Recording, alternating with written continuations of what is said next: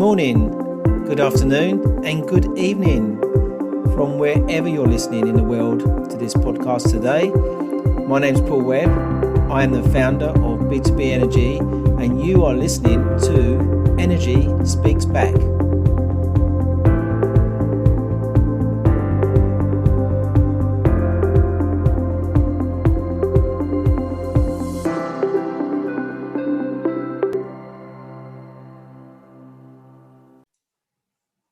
Good evening, everybody, and welcome to Energy Speaks Back. I'm Paul Webb. I am your host of this show tonight. And sadly, there's no one with me. We're in UK lockdown and everyone's struggling for time. But I thought I'd still continue the consistency of providing energy knowledge back to the industry. And I wanted to share some stuff with you tonight regarding energy assessments for all buildings globally. So thank you for listening to this podcast. And let's begin. Let's talk about carrying out energy assessments. So when I began my industry experience regarding doing assessments, I actually picked up doing energy assessments for a very wide range of buildings. So I've carried out energy assessments on Premiership football clubs, leisure groups, commercial buildings, factories, large houses, and even places of worship. I've done quite a few churches in my time regarding carrying out assessments. Now, all buildings, even though they've got different categories, they're all very similar. Crudely, they have a front door, they all have a roof, they possibly have windows, have heating systems, cooling systems, and they all have occupancy. So over my many years of carrying out energy assessments on all these properties, I've come up with a saying: from a corner shop to an office block and everything in between. They are the areas that we can deliver energy assessments. So I want to talk to you today about carrying out assessments. Now, for me, I've put together an energy management process for these assessments. And that begins the journey regarding a meeting with the organisation. We then start to plan what we're going to be doing regarding the energy process. We're going to look at data and we're going to look at proving that data. We then look at what we're going to do in the assessment. We then look at the measurement and the proposals. We then look at the action plans and the priorities. And then finally, which for me is the most important part of the process, is the implementation. So let's start at the beginning regarding the meeting and the plan. So the meeting is an important element of the process. It sets the scene with the organisation regarding their expectations and the overall process. It's where we get to understand the scope and the barriers of the process. So the scope meaning, what the areas of the properties we're going to be looking at. Are we going to be focusing on the different parts of their process? And the barriers are the areas that we can't maybe gain access to. So that might be in a bank or a large commercial building. There might be trading areas where we're not allowed to actually attend and review. I've been into some factory areas where we weren't allowed to gain access because it was very heavily, had very large industrial type magnets. So it wasn't safe for us to carry out that work. So that's where we look at the barriers. Now, an area of focus at this stage is the data, and in pressing on the importance of the data. And at this stage, we were looking at providing and receiving from the client in the region of 12 months worth of gas bills, electricity bills, water bills. As you know, that for me, energy is gas, electricity, and water. And nowadays, we're now looking at the transport consumption. At this stage, it's quite important that we agree with the organisation what unit we're going to be focusing on. So, for instance, are we going to be looking at kilowatt hours? Are we going to be looking at currency? Are we going to be looking at carbon? Or are we going to be bringing all of that together? So again, we're setting the scene for this assessment. This meeting, we would expect to be face-to-face, and I would expect for certain people to probably be present within that meeting. So, the key stakeholders within the organization, maintenance team, because they're going to be part of the facilitation of this process. Maybe the finance director, because he needs to be aware of the cost that could be saved and the areas of investment possibly that could come out of this. Once we understand the scope of the energy management program, we must start to then put together an agreed plan of how we're going to approach this assessment. So that's picked up the meeting and the plan process. We're now going to go on to data and the proving of the data. And as I've impressed before, and on many other communications regarding my videos and my articles, data is very, very important and king to what we are doing here. So I mentioned the areas where we're looking regarding data. So it's gas data. We've got 12 months worth of bills, possibly interval data, if available, meter readings, electricity data, again, 12 months worth of bills, interval data, again, if it's available, secondary metering information, and meter readings again. Water, we have meter readings and bills as we do with gas and electricity. On the transport side, we have company cars, what company cars the organisation has. We look at fleet vehicles, so lorries and vans, and we then go on to a terminology which we would call grey fleet. Now, grey fleet is where you have personal car expense. So these are the areas, and what we try to do is common all of those areas, and in each case, we bring all that, apart from the water, into kilowatt hours. Once we've got that data, then the journey can begin. So we've got benchmarking regarding the profiling. So we're looking at profiling now and bringing all that data together so we can benchmark against industry, we can benchmark against the organization, we can benchmark against other organizations as well. We can then start to build, if we've got interval data, we can start to build half-hourly data. If we've got that monthly data, we can start building monthly reports. We've also got degree day reports. We've also got balancing reports. And we do all of this analysis on all the utilities. Now, if you want to see some examples of all these reports, it's very hard for me to do that on a podcast.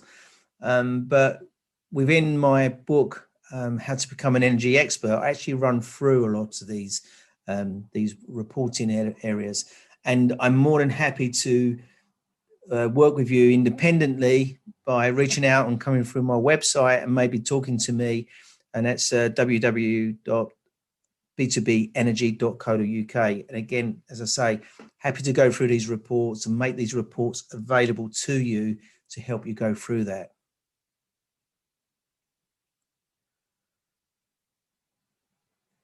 So we've looked at the meeting, we've worked into the plan, we've understood the data and the proofing of that data.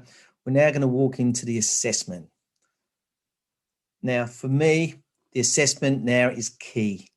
And we need to get a lot of discipline in place here to help us make sure that this is a worthwhile and part of the process. So when we set the scene regarding the assessment, for me, it's about being professional, and the approach we need to be full of integrity. So, for instance, we need to be prompt, on time, because we're going to be taking on a very big task here. We need to, when I arrive to site, I would normally take a picture of that building to ensure that I've got a starting point on my camera roll regarding my all the pictures. And, I would personally take over 100 photographs of a energy assessment as I'm walking around. You can never have enough photographs that you would take, because you're not going to use all those photographs for your report, but you possibly would use them just to prompt some ideas in your mind of what you see on the day. I would arrive at least 1 hour early as well, pre-survey, and carry out some sort of external survey first of all, and see what lights are on. And if you see if there's any lights on or anything that is sort of impacting on the energy, I would actually take photographs of that, get evidence of that, because I can guarantee if you've got lights on as you walk in the building, you're not likely to have those lights on as you walk out of the building, and to show the client that the lights are on. So it's a good idea to do that walk around first of all, get yourself familiarized with the property and understanding, and maybe get some, capture some evidence of what's going on. So when you first look at a building, don't panic about the size or what's involved, because by staying focused and following your plan, you won't be distracted. And what would happen is, it doesn't matter how big that building looks. I've gone to very large complexes, university complexes, and taken one look at these properties and thought, I'm going to be here all day. But if you break it down into the elements that I'm going to explain to you, you'll find it be a very concise assessment. So when you sit down with the client, when you meet with the client, that person that you're meeting with is going to be your guide. And for me, that guide is very critical. He's going to be showing you, I say he or she is going to be showing you around that property, and identifying some good areas for opportunity. Now, they will be shocked when you come to site, because they're going to be expecting you just to be there for an hour or so. You're going to explain to them that you're going to be there for the whole day, and you're going to be taking up a lot of their time. So be polite, stay calm, work with them, and guide that person through the process of what you're going to be going through on the day of the assessment. Now, I would insist in the beginning that you sit down with that person and set the meeting up with them, so you can have a pre-meeting regarding what you're going to be carrying out on the day. So here is where you then start to break the ice and start getting some relationship with that person, because that person is key to actually walking around that building and showing you the areas of opportunity. So simply, this is where you put your sales hat on and you start becoming a bit of a salesman and starting to be, as Dale Carnegie would say, to win friends and influence them and get them talking about themselves. And, and the best way of doing that is asking them what their name is, asking them what their background is. This is important because you get to start to understand them, and they're the person, as I said before, that could lead you around that building and to show you some really key opportunities within that property. So on the actual assessment, I personally, again, this is a personal preference, but I'll take one look outside. If the weather's quite fair, I will then look to do an external assessment first of all. Again, the reason for doing that is because if it's clear outside, not raining, I will go and do it immediately, because you can't guarantee of the weather later on in the day. So you're best to do it now, because later on it could be raining and then you won't get the opportunity to walk around that building on the outside. And that's another good area then to start to get to know your escort and the person working with you on the day as your guide. So carry out your external review of the building and then enter the building. And for me, I like to start at the top and then work my way down through the building. So I head for the roof and I start to look at the areas on the roof regarding heating, cooling, lighting, power, and energy management. I always think of those subjects in the back of my mind, and there'll be more on that shortly. We then, once we've done the roof, where there could be plant up there, could be plant rooms, we then start to work our way through the building. We then look at going to all the plant rooms within the building. We then start to focus on those key areas again: heating, cooling, lighting, power, energy management. We then start to focus on the meters, start bringing all that meter data together and identifying the meters. I like to actually pull that meter information together because it's information because, for instance, we could find other meters that we haven't got the data for. So it helps with your data reporting. The tools for my assessment on the day would be, I would have an iPad with me, which is very good for making notes. But reason for that is I carry a lot of manuals, service manuals or data sheets that would carry on that iPad in a PDF format, and I can be in a position where I can email them around.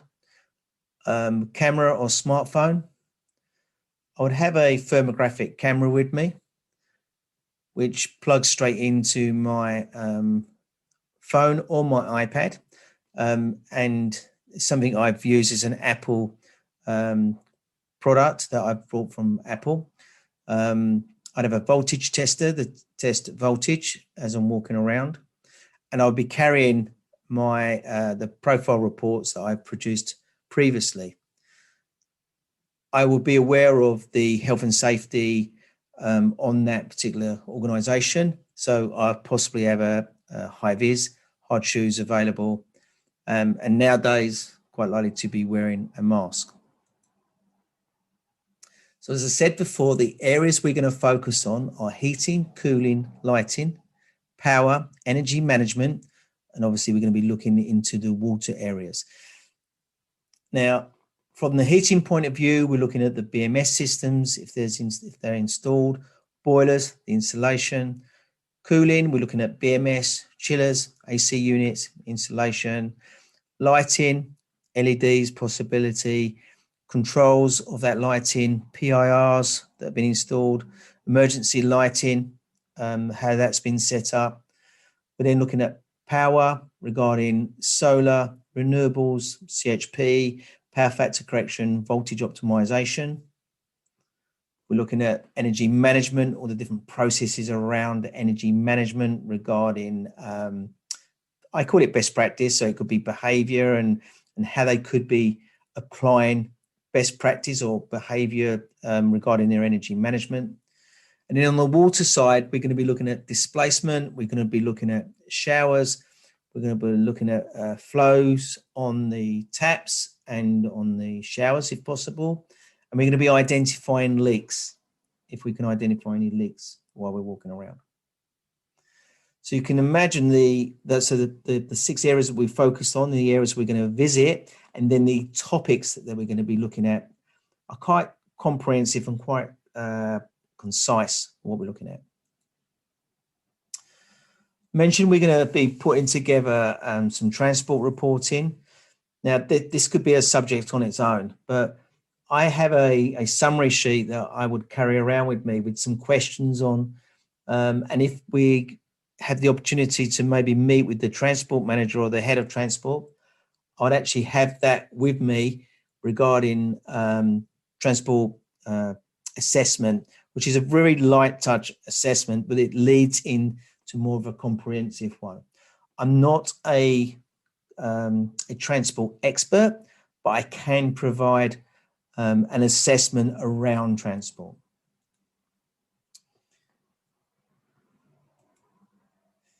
So that brings us to the measurement and the proposal side of the assessments, what we've pulled together, because there's no point doing this assessment unless we're going to come up with some recommendations.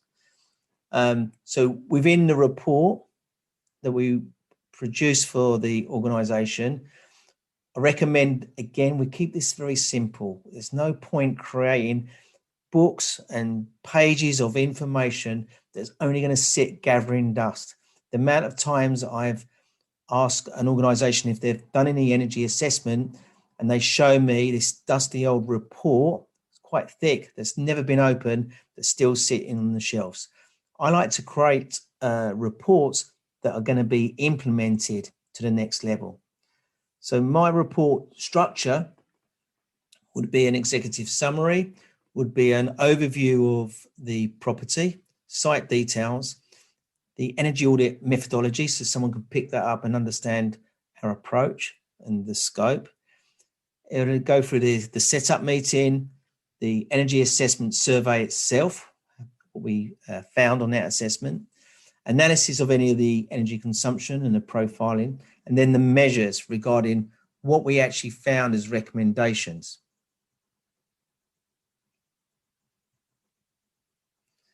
And within those measures and recommendations, we actually would show how much that would impact on the savings. So it's cost, cost, savings in pounds, savings in kilowatt hours, and the percentage of the savings, and we'd actually demonstrate and show payback of that.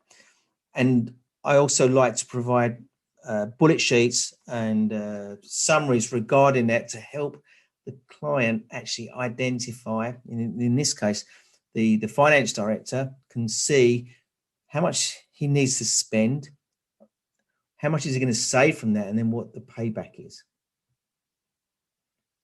So we would actually produce a very good, clear one-page overview of that. And then from there, we can then build upon the action plan. From the action plan, we can actually build some priorities on that and actually see what the priorities are regarding the investment. So, how much money do we need to invest to make significant savings? There's no point spending a lot of money when we're not going to get that savings and we're not going to get the payback on that particular project.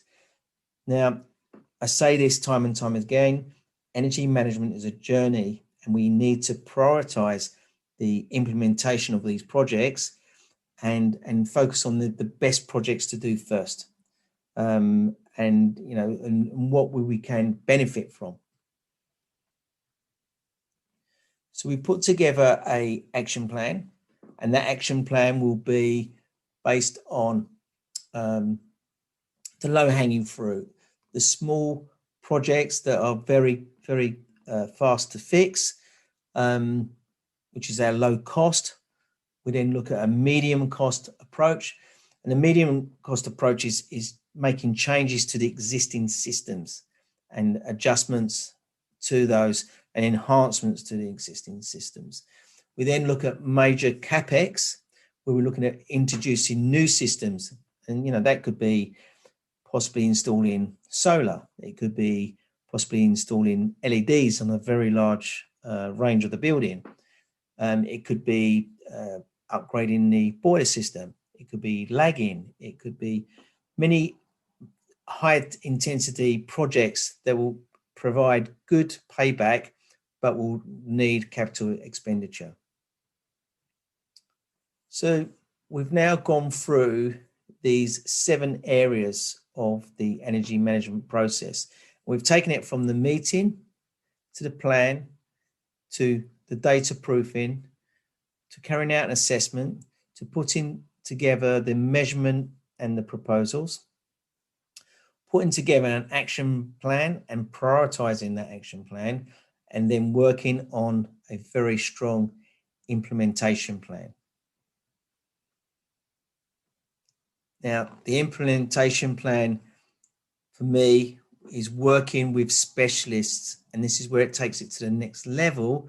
And as the energy manager or the energy expert, we can then facilitate bringing in specialists to tender for that work, and then we can project manage that work, because afterwards we're then going to provide the measurement and verification. There's no point putting all these measures together and providing a very good payback and understanding of that project if we're not going to then ensure once that project has been implemented that we not provide measurement and verification. I like to stand by what I've said we're going to save. So we've now walked through all those 7 points regarding the energy management process and delivering a very strong, comprehensive and concise assessment on an organisation. So I'd like to say thank you very much for listening to my podcast tonight and understanding how an energy assessment can be delivered. As I say, my name is Paul Webb. I'm more than happy to take questions about this over the weeks. You can find me on LinkedIn. My email address is paul@b2benergy.co.uk. I am available to take many questions. I also hold once a month, I do a coffee morning or a coffee afternoon with myself. You'll see that advertised on Zoom. It's all free, so come along and meet with me and ask me questions about the industry. So thank you very much and have a nice evening. Thank you.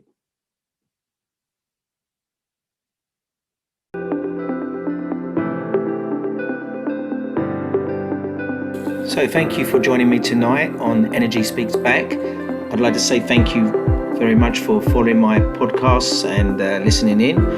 And I want to reach out to energy experts around the world to see whether you would like to join me on this show and really sort of follow up with some of the stuff I'm talking about or add your own insights to the industry, whether you're from the energy supply side, energy management or the environmentalist side. Really keen to hear what you've got to say about our industry. So that leaves me just one thing to say: be safe.